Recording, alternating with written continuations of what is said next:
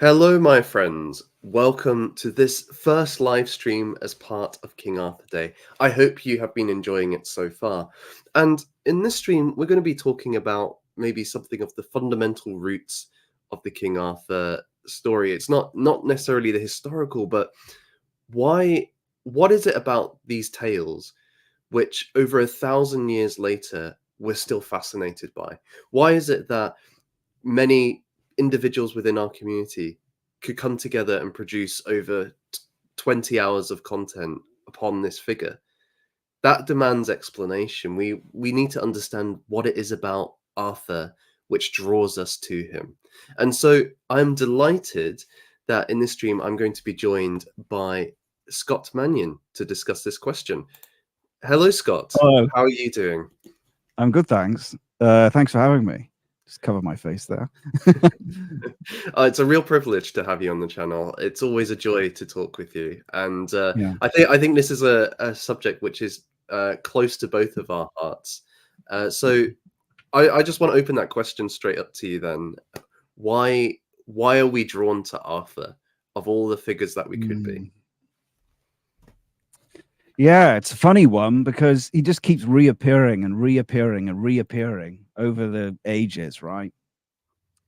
And so, I mean, a psychologist might say that it's touching something deep in the unconscious or something like that. But fundamentally, say someone like Jung, is that he was a Platonist. So going down there was going up there, right?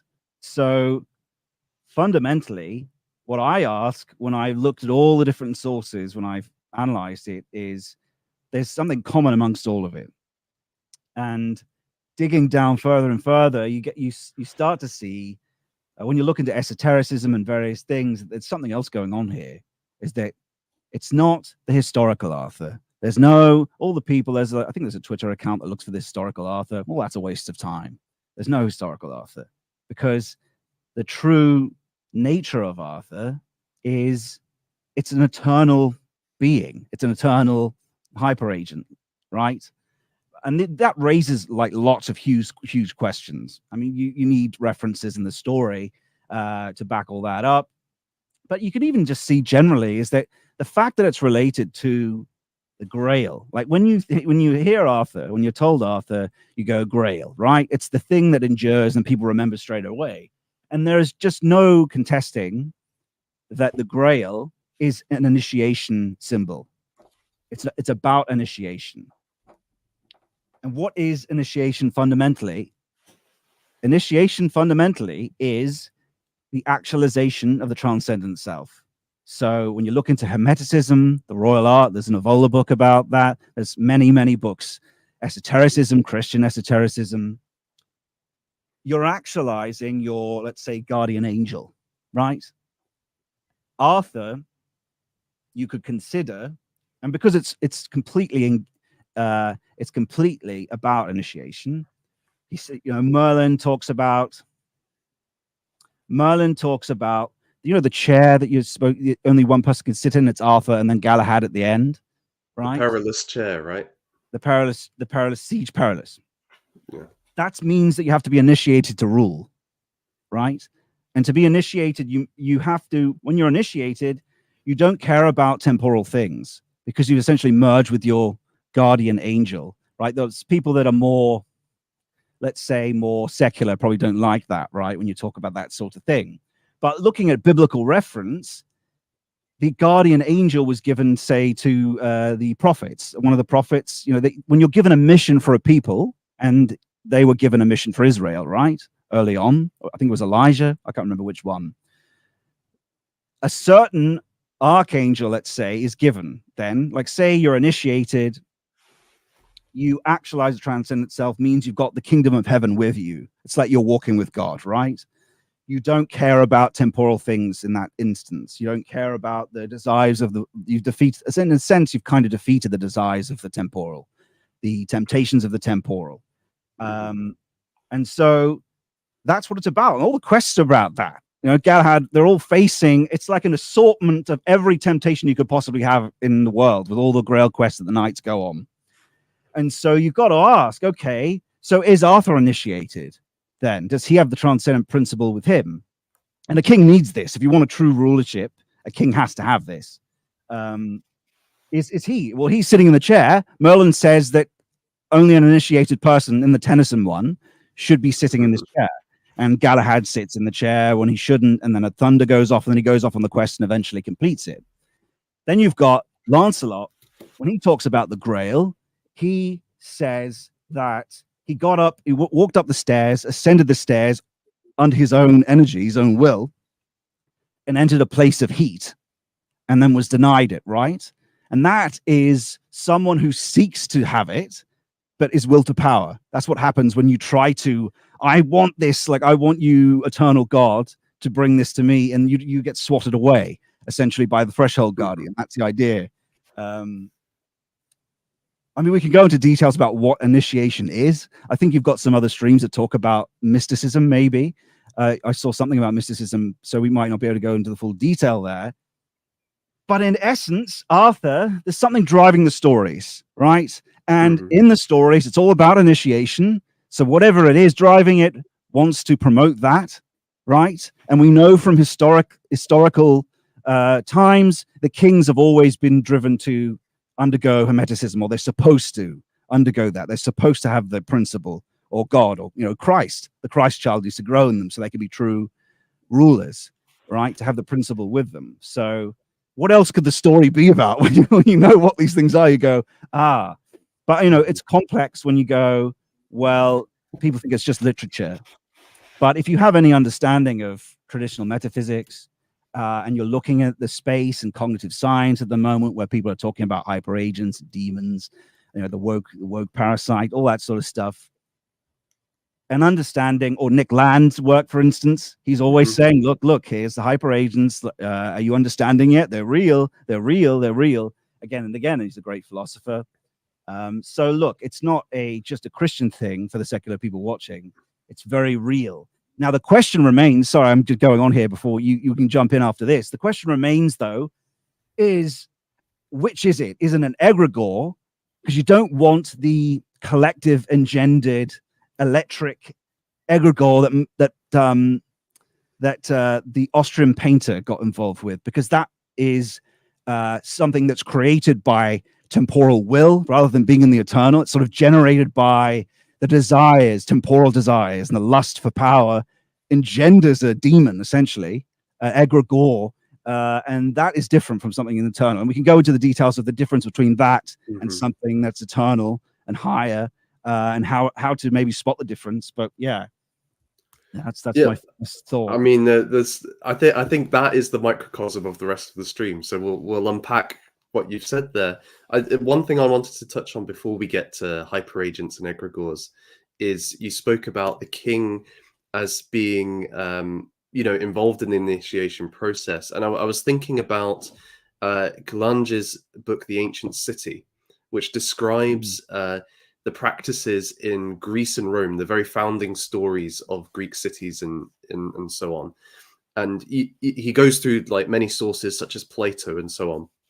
And the story tends to be that a man finds the sacred fire, and he and his family then have to tend this fire, and this becomes the heart of the community, like the city builds around it.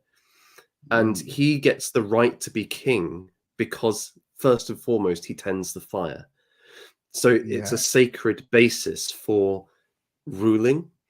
And he then becomes what's later called the pontifex, the bridge between the divine and the mundane. And this, obviously, with the Roman emperors, the Pontifex Maximus, this gets taken on. And so I was thinking and so this is, but it's also key because if the fire ever fades, the community dies. That's the thought. It's maintaining that connection. That's the energy that sustains the whole thing, you might say. And so with Arthur, and I think it's very interesting that Arthur's often tied to being a Roman Briton. He's not just a Briton of some form. He has that Roman heritage that he's continuing. He very much is stepping into that role for Britain, that he is the mediator between the divine and the human. And although there's no fire that he's tending, in many Mm, ways, I think, kind of drawing on Germanic ideas, Saxon ideas of justice, he mm, brings justice to the realm, and that in itself is kind of like the fire for the English people or the British people, uh, mm, which a king maintains. And if the mm, king doesn't maintain justice, then that connection with the sacred is broken. Um, mm, so I think you're really onto something there about, that being a king isn't just being like a president or just administering a bureaucracy or something like that. It has mm, these very strong religious overtones, which we saw in the mm, coronation, and that's bound up very heavily with the figure of Arthur. mm. Absolutely. So many great things there to talk about. When you talked about the flame, that made me think the nomos, value Mm, hierarchy or value itself. Uh, and that also made me think authority. What is authority? Authority is one's own true being, one's own true meaning itself, the ground of being, which is willed good, mm, right? Which is that it grants that manner. And if you anyone has any religious experience will know what that, at least have an inkling of what that feels like. You get a sense of it as a secular person at sunset and mm, sunrise, and then looking up at the night sky, you get a touch of what it is. Now, when you have authority, it's not the same as power. It's like if you have the principle, if you have a self-actualized, and there are people that are self-actualized, like Peter Kingsley is someone, he's actually a pagan. He's a Briton who is self-actualized, and I'm sure there's plenty of Christian ones, right? All of the monastics would be over in Athos, Mount Athos. But so it's not like we're talking about something in the abstract. Like mysticism is legitimate. The transformation that happens to people that undergo this process that the kings are supposed to is 100%. There's a historical record of it. Now they're granted authority, but there's something very strange about authority or genuine authority is that people that have it, it doesn't matter what the proposition necessarily is, but if they're speaking about something, they will just know the ground of truth better, right? Because it's with them. They'll be able to articulate it, but it's not so much the proposition. You'll just believe them. It's like when you look at the mystical stories of Alexander, that he just had something. It's not charisma. It's something that's underneath the presencing of being as it shows itself to us in modernism that is not available to the normal secular way of world presencing. So yes, there's a big mistake when people talk about authority. They assume it just means, oh, this person has been given a proposition on a piece of paper from a bureaucrat that says that he has, you've got authority, you have power. It's not the same as power. It's something very real. It's to do with having the good. Like you've got the good, though, is a very Platonic way of talking about it. Is mm, it's like calling an entity a principle, right? It's technical and it destroys the truth, which is that it's a real entity that for these people actualizes in the factical presencing in their being. Their existential world is completely different to yours, and the eternal manifests for them, right? mm, And what does that mean? It means that they know the future in a way, like a person walking a tightrope. He's not thinking about what he needs to do. He just does it, right? There's a in the I Ching, there's a the great man changes like the tiger. His pattern is distinct, which means that his pattern is new. It's from outside. It's ingressing into the system. And if you look at Landian time, Nick Land's time, which really well links with traditional metaphysics, right? Is that the eternal is contemporaneous with any time. It's the only true future. It ingresses into the system, into becoming, right? mm, If you're someone who has the eternal with you, naturally, you're going to know and there's so much recorded mystical evidence of this from mystics, is that they can point out, oh, that bird's going to chirp, that bird's going to chirp, that bird's going to chirp, then bird goes chirp, chirp, chirp, right? Stuff like that. So the thing that is the future, the true future, the only available future that's here right now, the divine, they have access to. That's the idea. Now, I guess the question there with what you said is really interesting, is that, oh, did pagans have access? And there's, you can definitely make an argument for that, that the great pagan mystics elites, though, only had some initiates that had, but it's of course, as you and I would agree, they're talking to the Logos, they're talking to Christ. That's the idea there. The other thing you mentioned was the torch, which is really interesting, because the torch is an equivalent symbol for the fire torch, right? The sword is equivalent to that, really. So you've got the sword and the stone. So it's not that he doesn't have a torch. He does. He is protecting it also by throwing it away and giving it to the next person, so it can be a new ingression from outside, a new ingression from the divine. So there is a connection there with Arthur and that. Yeah. Well, that's an interesting thing, I think, because in light of what you're saying about how it's not will to power that is the basis for authority, because of course Arthur is, well, he's chosen first and foremost by God, and this is prophesied by Merlin. And this is proven by drawing the sword from the stone.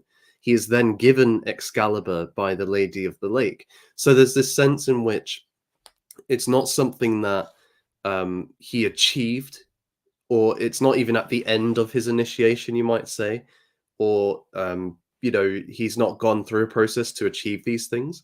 Unlike the Grail, it's rather he's been given them, he's been chosen for this, but as a consequence, he will be that thing. But that's quite a challenging thing for a modern audience, I think, because we think, oh, it has to be, the best person initially.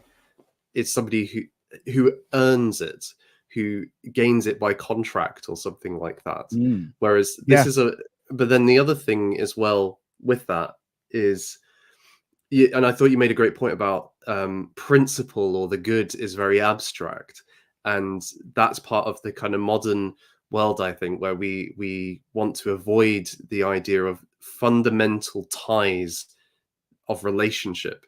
So Roger Scruton says this, for example, the modern liberal mind thinks in terms of business arrangements and contracts, and they fundamentally don't affect us in any integral way. Whereas really human lives are constituted by parent-child relationship, the marriage relationship, and so on. And these things are deeper than just making a deal, although these days, of course, marriage has become a lot more like that with prenuptials and all that kind of stuff. But with Arthur, he's not just kind of embodying a principle like a Carlylean great man. He's been charged by God, and as king, he has a similar relationship to his knights. It's a personal, fundamental tie which is so powerful that it leads to this kind of intuitive understanding of where you are in the world. I guess the great chain of being, but even that, it feels too abstract to me, say great chain of being, because it's like relating to another agent, right? That's the point, I think, in a hierarchy. Yes.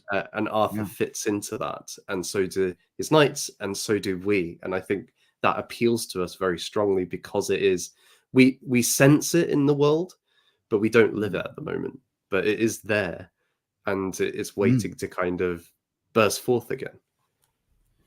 Yeah, I mean, it survives underneath, but the problem is, most people are, well, you a lot less, me a lot less, but still mostly are technical, are techne. The only way out is initiation, is because the whole world is technical. It's inframed. This is Heideggerian, but it's just obvious. You can see that happening. So it starts with the language, breaking out of it. That's what Heidegger's project was, which was to really change the everything, to make it German for one thing, because there's a certain metaphysical language that comes with using the words that come from Latin and Greek. And so there's a big deprogramming there, but it's not just that. It's like you mentioned, the East also did the same thing as we did. People think there's this Eastern solution. Great, let's go do Buddhism. No, no, no, no, no. What we did with technical philosophy, they did with technical practice. So they transformed what was given from the divine, the practices, the religious stuff, they transformed it into technical practices, and they just stopped working. So all the yogis and their books about how to use like Kundalini, this is all sacrilegious, because you can't do it as a technique in the final analysis. You can't use a breathing exercise to be given the eternal. It's not like that. You'll just be swatted away like Lancelot was when he ascends the stairs. And so in the final analysis, you have to be given grace. And people go, what's that? Well, when you understand again the time thing, it's the futural. Is that grace is not just a concept about a nice thing that's given or a guidance towards something. It can be guidance, but it's literally like the tightrope walker. Say you're in combat or something, you're given the grace that is not your volition from the transcendent self. So you're not actually controlling the tightrope thing. You're not thinking about it like the empirical subject.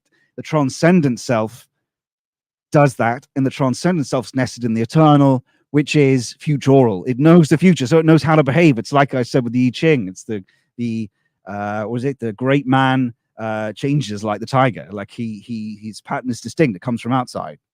So that's fundamentally not technical, and you can only do that with trust in, of course, trust in Christ, right? Trust in something that's not your volition, say controlling your breath.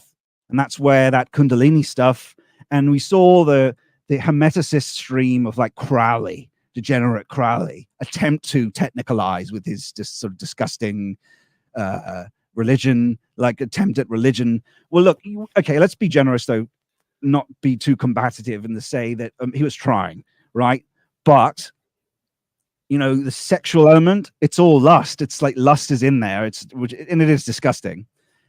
But he is stuck inside trying to break outside. It's like someone trying to solve the same meaning crisis problem, but really looking in the wrong direction, unfortunately. And even Evola too was sort of wrapped up in couldn't get past that sort of will of the king to understand that actually Gwenon was right, is that the white, it's the willed good, which is the futural, that is the transcendent will, the true will, which is outside of time, that you should be going after, not using divinations to try actualize or bring about some lusty desire that you have, which you had before you even started, right? And Crowley famously talked about mysticism, saying, "Oh, no one knows how to do it. I can't do it, but I've got something called duty." And I was like, well, where does that come from? Whatever lust you were given, right? Whatever thing you learned in your private school or whatever.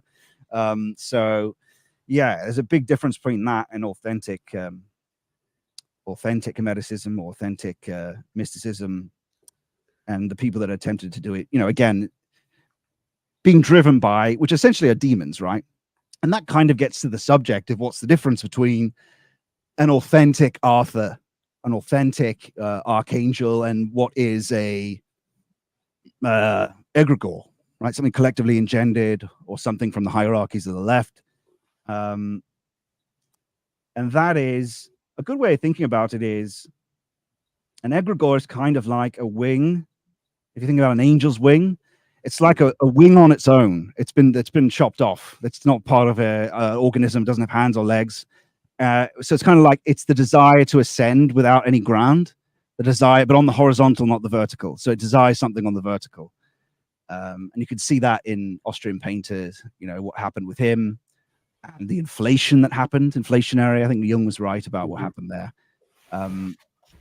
Well, Doesn't mean they don't just work. It's like on. sorcery. Sorcery works, right? It works to a Yeah. degree, but it's parasitic in the end to the people that are possessed by it. And so that's the Mhm. key: is you don't want to be possessed by something that is not looking upward. And so what you'd look for in the Arthurian is Arthurian mythos aspirational? Is it sending you somewhere else, not just to him? Is it not? Doesn't he just want you to look at him as the king, or does he give it up? He throws the sword away. He sends them on the quest to initiate themselves, right? To with the Grail and such. So you can see the patterns in that are all directed like icons rather than idols. They're not look at me, they are go through me to the open window. So I think that's a great point. I was struck while you were talking about how Tolkien conceives of magic as almost being like a machine, because it's another instrument to enact your will. And so, you know, somebody like Sauron, he wants magic. He uses the ring to dominate others and, you know, to enslave the world, basically, to make it a puppet for his will. So he, you know, although there's characters like Gandalf who are good, who use magic for good, there's always this danger with using incantation and so on, because of it enables you to more immediately bring your will to be. It's not a working with the world, as it were. It's an imposition, just like the machine is.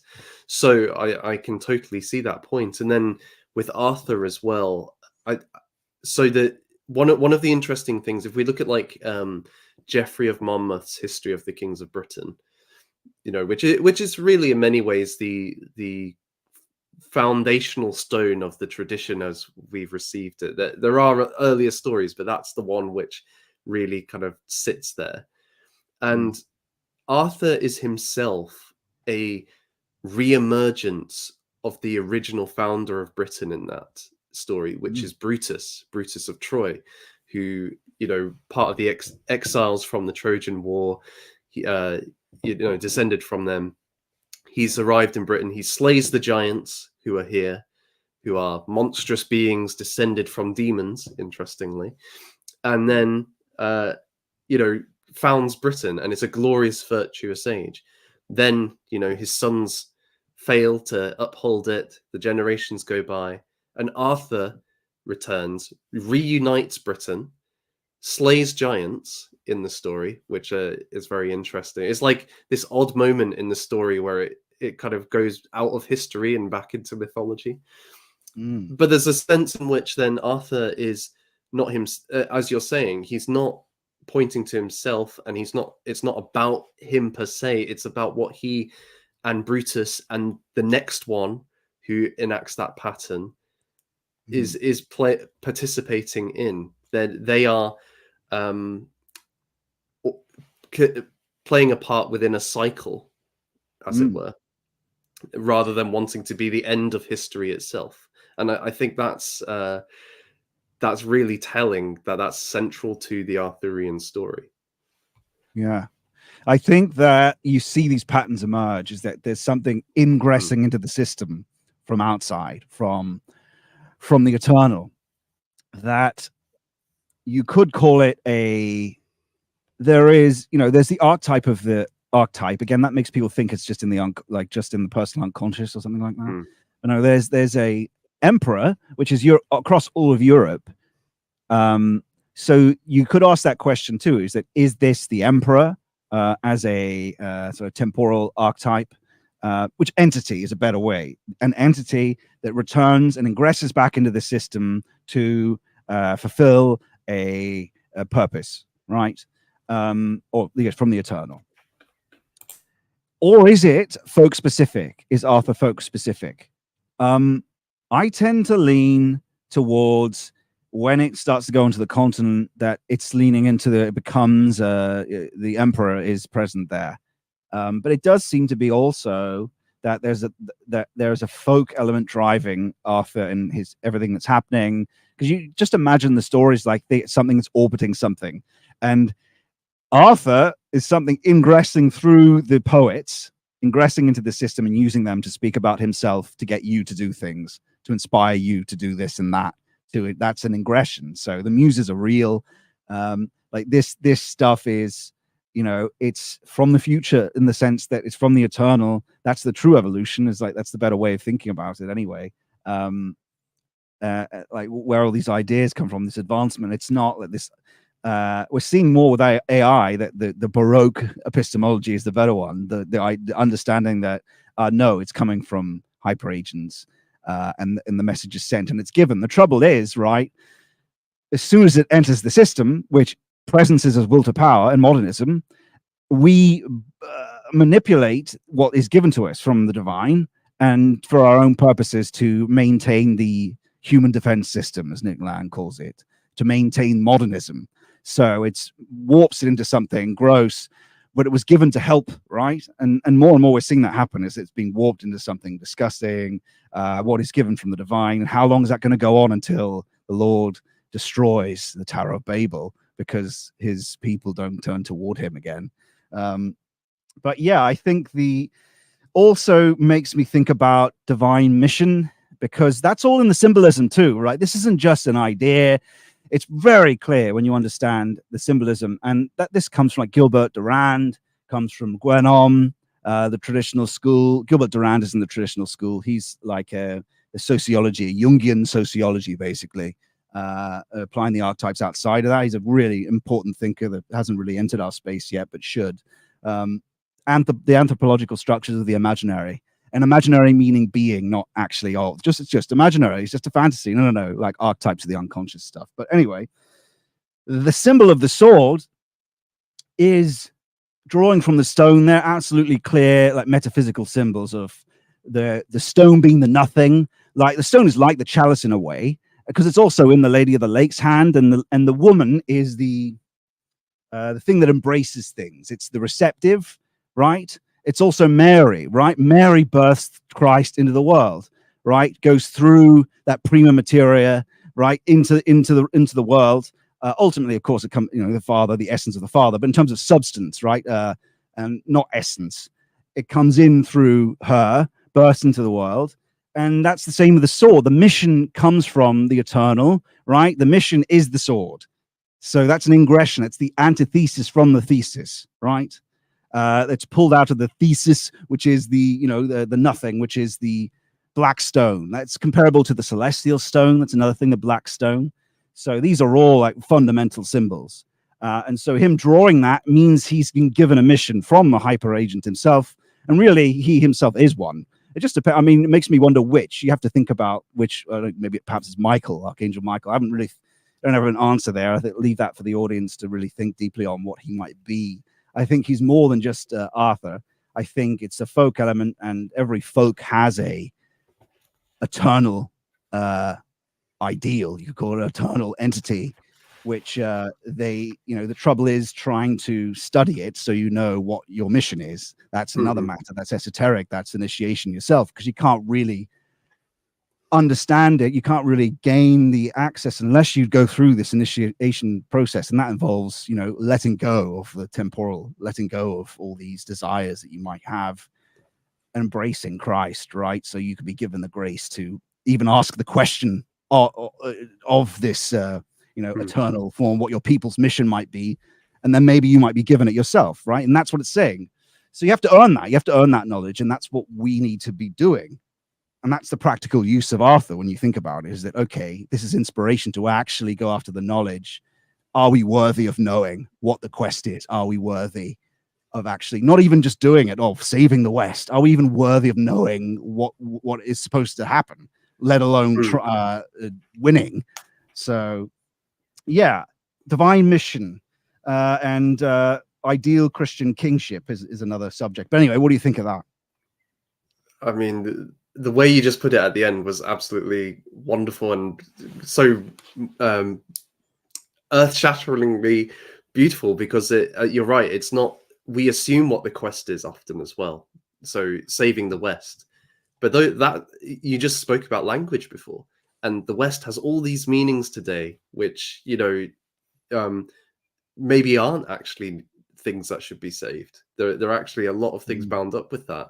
When people talk about the West today, it's often in the context of the Iraq War or something like that. So it's I know it's much broader than that, but I think actually understanding what the quest is, we can't take that for granted. You have to be start on the quest, as it were, without even knowing that you're on it before you can fully get to it.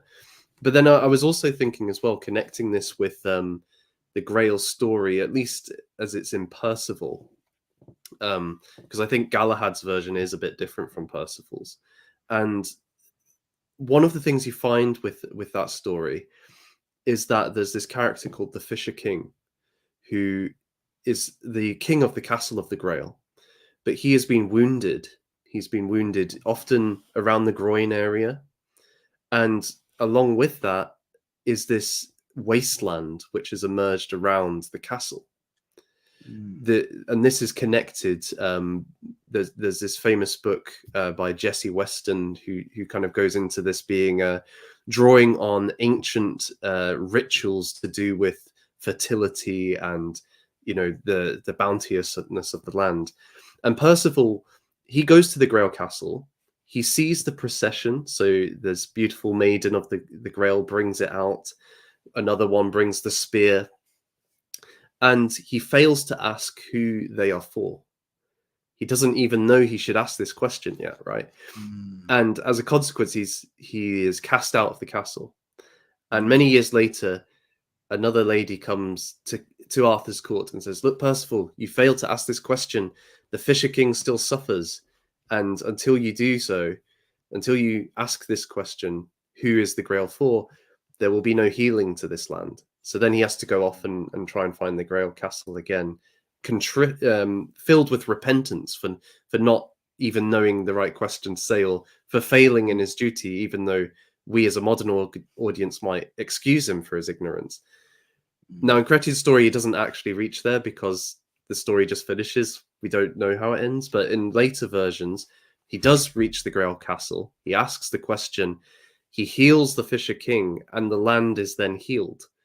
And to me, there's a strong sense then as well that this initiation that takes place through the Grail story for Percival leads to the restoration of the king, or the Arthurian king, you might say, which brings about the restoration of the land. So there's this connection of the personal quest of the knight and the actual bringing of an Arthur, you might say, through the story. And I think the best version of this actually is the film Excalibur, which makes the Fisher King Arthur in that story. So it's Arthur who's wounded, and Percival must find the Grail to heal Arthur.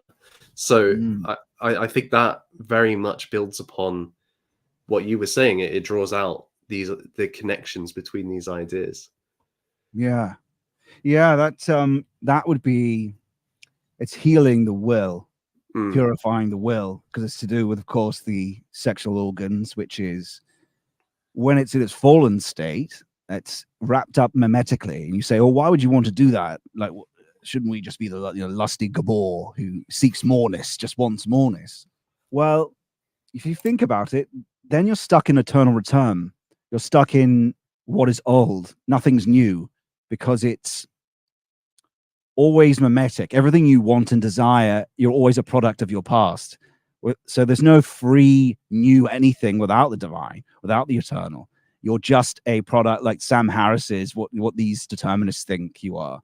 They're right in that scenario. If you're the Gabor, you're just that. You're just a product of your past.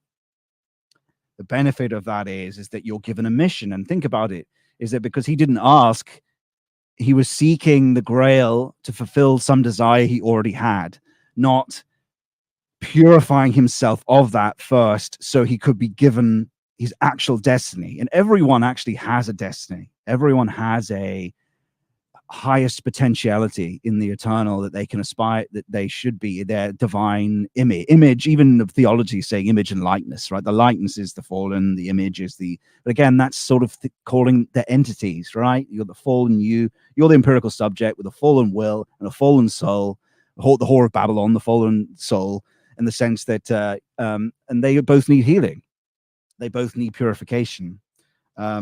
But we call them image, the divine image and likeness. But it's like, no, it's a transcendent self. It's even transcendent self is too technical, and Rudolf Steiner got in big really had made some problems by trying to technicalize it as a science, and then Valentin Tomberg really healed that by bringing it back, saying no. Because if you do that, then you have all these people try to initiate, they try to bring about the transcendent self, and they try to do it like it's a technique, and then they just swat it away because it's no, it's grace. You're praying to real things. You're praying, not even things, you're praying to real beings.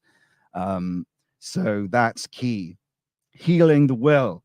And so you get out of that mimetic triangle, Rene Girard's mimetic triangle, which is what most people are trapped in. It's you get competitive loops, and then you both end up doing nothing original because you're just competing with each other, which most people are. You look at Twitter, everyone's talking about coal posting because you're all competing with each other. You're not accepting your divine mission. You're not looking. You're not digging into your unconscious. You're not boring into your unconscious to purify, so you can be given something new from the divine, and then bring that into the world. You're competing. And I get why we all have done it. We're all guilty of it.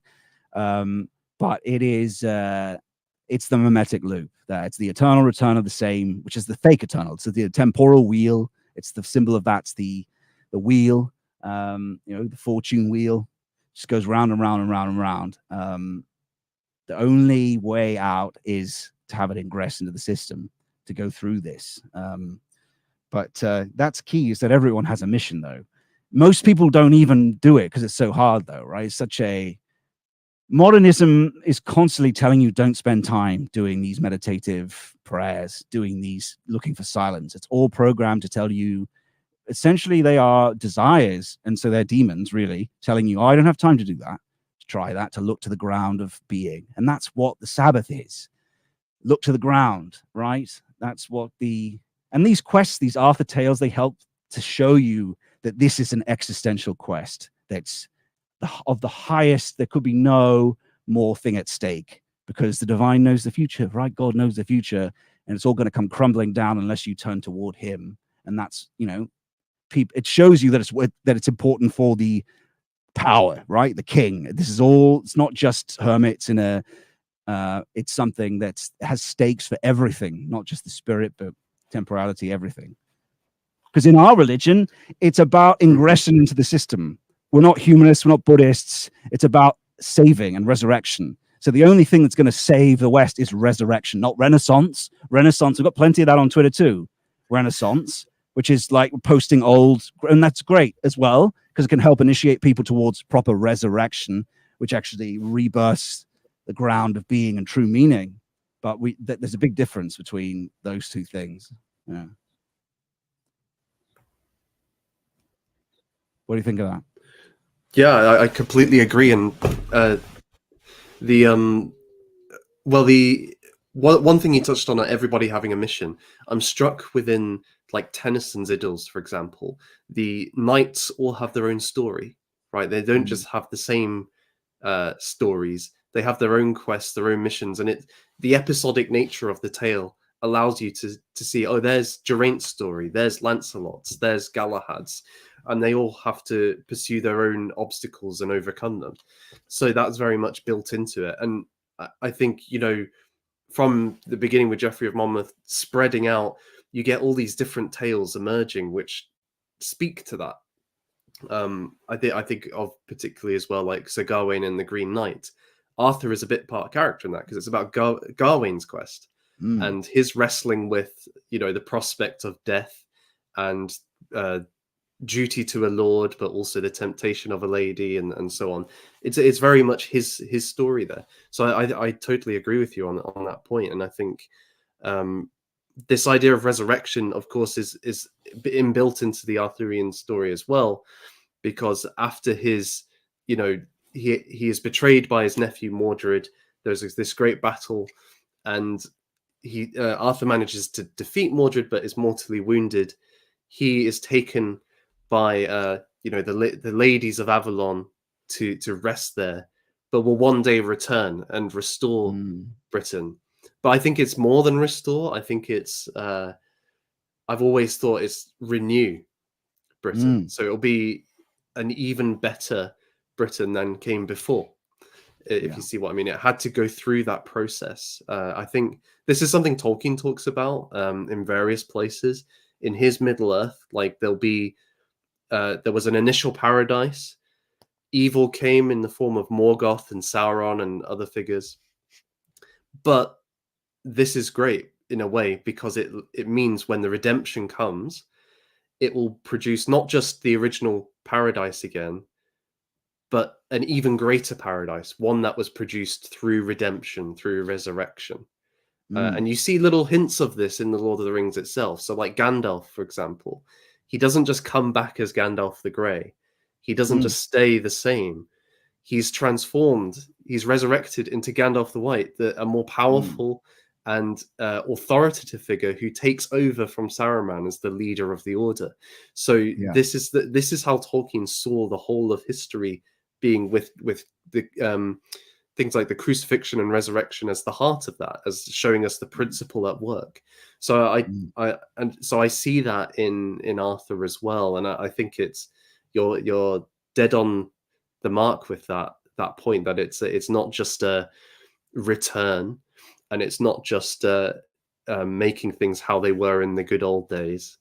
It's bringing something forth which is resurrected. Yeah, it's absolutely an ingression into the system of something new. Yes, it's eternal, and it's always been contemporaneous, but it's always new, because until the apocalypse is the end. That's when all of outside is brought inside. That's when the eternal that's the end of time.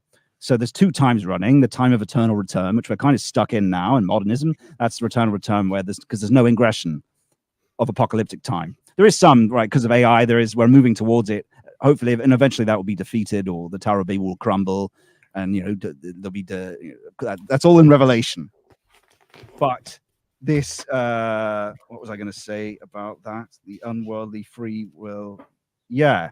So the apocalyptic time, the fall. We're supposed to do something. That's the point of existence. Without the fall, without that, we wouldn't be free creatures and be participating in it. We wouldn't be, and this is, of course, with man as the halfway point. He stands on that line of being between he's supposed to be on that line of being between the eternal and temporality. And so, he names all the creatures, and that's all true. We see this in quantum mechanics, the effect of the subject on the objective world. There's sides of speculative realism, which are, I think, I can't remember, there's a Frenchman who deals with the transcendent. His theory, Nick Lands, of course, has this metaphysics which aligns well with this traditional metaphysics of what I'm talking about here. So this is philosophy as well. It's hardcore. And then there's the regime side of object-oriented ontology, which is essentially a cope trying to resuscitate physicalism, trying to they're the different directions. So the regime took that because they're modernist and they wanted that it suited them. But anyway, we won't go into those details. But Gandalf, you mentioned, that's a really interesting one. He's kind of like Woden, really. Like he's in the sense that Gandalf the Grey, right? And so he's resurrected because Woden is kind of like demiurgic. He's inside the system. They kind of lose the battle. It's very much like Zarathustra. It's the battle between good and evil, and those principles both exist, right? Not just in the temporal. Whereas, you see that with Gandalf. So he's sort of aged and worn as Gandalf the Grey. He doesn't have a divine mission. He's sort of right. He's going off what he's got there in temporality. He really receives his mission once he dies and is resurrected. And that's kind of his initiation, really. And he's resurrected, and he completely changes. He's then really, and we should all aspire to be instruments, or instrument technical. It's a bit technical, but instruments of the divine. So to let go of our sort of childish temporal desires, which is very hard when you don't know what your mission might be. It's probably going to be based on your talents, so you don't have to worry too much. So say you're a filmmaker or something. Like myself, I was very concerned. It's like, oh gosh, who knows what it will be, but God's going to use your talents. But that's the ideal, especially with the odds where they are of us versus the regime and that sort of thing, of how horrible it all, how much power they've got and technology. So it's essential, because you need only a God can save us. Only God can save us. So that's the Heideggerian quote. So it's inspiration. People should take this. It's something you can do. But are you worthy of even knowing what your mission is? That's the question. Is it because there's a lot of work to do to even get a message from the divine, to be in communication? Because say you're not even Christian at all, or you're, you know, the divine doesn't even know you. Like he loves you and wants to, wants you to turn toward him, but you need a relationship that generates over time, right? It's the same as anything. So there's a lot of work to do to be able to do that. There's divination as well, but like you can't. What the danger with doing that is, because I think there's worth doing it. Jung did with the I Ching and such, to get some message from outside. But it has to be, if your goals are the desires of temporality, they're the things that will move the coins. They're the things that will get involved in that process, and that's that Crowleyan. You get manipulated, and then you're suddenly Gnostic, like the Gnostics, right? Where they're putting sexual things into the religion, which just is obviously it's temporal desire. So if your goals are the good, then you could use something like that. And perhaps we need to. When I know this is a bit off subject, but just in terms of mission and moving towards it, it's very hard when you go, oh, what do I do? What am I supposed to do? Pray. Right? Turn towards the ground of your being. That's what the Sabbath's for. That's what these quests, these Arthurian quests are for, to get you to realize that it's more. But, what's the practical use of it to a king is the question. And I think that is pretty evident in really talking about values. Yes, to understand that, but as a really as an impetus to know that the king is actually supposed to be initiated. And we failed, and the House of Windsor's failed all this time. And if we could show the way to initiate on YouTube, perhaps, using these tales, but also, these esoteric whatever practices, then it'll be available for a Caesar figure to be able to know how to do it. Because how else are they going to find out? Because, Charles hasn't done it, or else he would have acted differently. Yeah. So in a sense, then, because I was when you said Gandalf's an instrument, and you were like, oh, that's a technical word. I was thinking herald. He's a herald of the divine, and in a way, that's what you're calling us to as well, through the exploring these tales, through engaging in initiation. It's to herald the true, the hierarchy, the ground of being, and thus bring that to the king. In a way, it's like Percival finding the Grail and then healing the Fisher King. It's the same pattern. Gandalf literally does that with King Theoden, right? He heralds the truth, because Theoden's mind's clouded by darkness and despair, and this leads to the revitalization of Theoden, and he can defend his people now, whereas before he was crippled and unable to defend them. Very, very Arthurian ideas. We do have maybe like 3 minutes left or so, and I just wanted to ask if in kind of short, like, is there any kind of parting thoughts or words you would like to leave on this subject for the viewers? Just on Christian kingship, because some people might say, like, I don't want to make this combative. I want to try to stay away from that, but like Christ cucks or stuff like that. And so you don't get it. You haven't looked at Revelation either. Is that if you destroy all your desires and your empirical self, you go through this initiation, only if, like, this is what a king is supposed to do, a Christian king. Oh, and only if then, because you go, how's a king supposed to be Christian but also make war and go on crusade and all that stuff, right?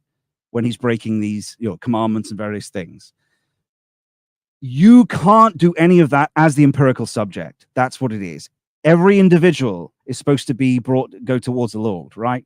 And is welcomed as a son, always, at the ground of their being. But if they are evil and completely deny that and go after and try to murder and kill Christians, right? I'm not talking about self-defense. It could be just a nation that's just evil, whatever it is. If you're given a divine mission, that's not you as the empirical subject. You very well could be given an angel to go and crush some demon nation, for instance, right? Like a space marine, for instance. Like that's different, right? And the reason that is because we see this in the Buddhist tales where you have this king who's clawed his way to power, and he's haunted by the demons of killing people and killing enemy armies and that sort of thing. That's what happens to you, right? And so he seeks the Buddha out to do that. And that's humanistic, though. But if you're possessed by like mystically, and you have the archangel with you, let's say, and you're given this divine mission, you're not going to have that haunting because you're cleansed of it. You're purified, right? You have to kill people, though, to protect, right? You have to go on crusade and various things, but only if you don't desire it at all as the empirical subject. It has to be transcendent, right? And these are things that, people, traditionalist metaphysics, they can talk about. Theologians might disagree with that, but I think that that's the case. Well, I think so. That's very clear, right? It's more Chad in the sense that it's about throwing your mimetic temporal desires away to be an instrument of that will, to be the sword and the stone, which is a divine mission to go and destroy the heathen, right? So, yeah, and sometimes you have to be a tool of that. That's a very dangerous thing to say, and I'm sort of half reluctant to say it, but it's much better than the alternative, which is always riskier. When you have someone that's possessed by will to power, they're always going to be going after something that's personal. It's more reliable because it's so rare to have someone who's even tried initiation that's initiated at all. So even if they're wrong about their mystical mission or something, it's more likely that someone with will to power is going to seek out their own desires and murder a bunch of people than it is someone that's going to say, actually, mystically, I've done this practice and various things. That would be more reliable. If you were to pick one of the two, because they're the things I thought about that, thinking, well, okay, how do you know he's actually initiated, the king? How do you know this? I mean, you're going to just know because he'd have authority, right? So you would just have a... yeah. But anyway, these things are very complicated. I just want to make that point about Christian kingship, because it has to be done. Violence does have to be done. Justice has to be dealt out, but it's not dealt out by him because he's initiated. The justice, the judgment is from the eternal. The empirical subject actually doesn't make the decision if he's initiated. So it's a big difference. Yeah, that's it. Well, that brings us to, I think, a good point to close the discussion. And I just want to thank you so much, Scott, for joining this King Arthur Day. It really, not only do I appreciate it very much, but I think you've brought great insight and enthusiasm and penetrative analysis of what's going on in this story, or these sets of stories, and also a call to action. Like, this isn't just about looking back to the past and enjoying these stories. It's actually, we can seek out our quest. We can find ourselves within the Arthurian world, as it were, because that is the real world, if I was to put it bluntly. And yes, and you will be appearing again in another video later on today, so people can watch out for that later on in the day. But yes, thank you again, Scott. It's been a real pleasure to have you on. My pleasure. And I will just quickly say to everyone who's watching on the stream, jump over to Nathan's channel. There's a link in the description there, because there'd be bound to be people watching live because I broadcast this at the same time. There's a whole host of people coming on. Great people. Subscribe to Nathan. King Arthur Day is going all day, so that's why I wanted to stream it on mine as well. And yeah, that's it, everyone. Jump over to Nathan's channel, and we'll say goodbye now. Cheerio, chaps. And let me just